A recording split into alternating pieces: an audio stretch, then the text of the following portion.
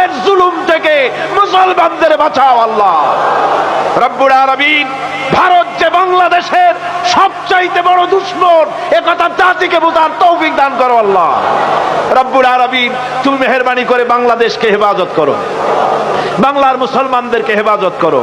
এখানে হিন্দু, খ্রিস্টান, বৌদ্ধ, চাকমা, উপজাতীয় যত রকমের মানুষ বাস করে সকলকে সাম্প্রদায়িক মহব্বত নিয়ে, সম্প্রীতি নিয়ে, ভালোবাসা নিয়ে বসবাস করার তৌফিক দান করে দাও আল্লাহ।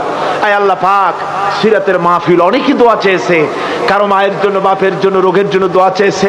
আল্লাহ যে যে ব্যাপারে দোয়া চেয়েছে তুমি প্রত্যেকের দোয়া কবুল করো আল্লাহ, প্রত্যেকের নেক নিয়ত কবুল করো আল্লাহ।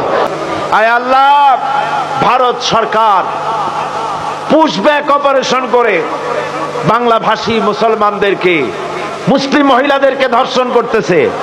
আয় আল্লাহ, মুসলমানদেরকে কষ্ট দিতেছে। খাবার নাই, পরার নাই, পানি নাই, একটা রুটি খেয়ে 24 ঘন্টা কাটাতেছে আমাদের মুসলমানেরা।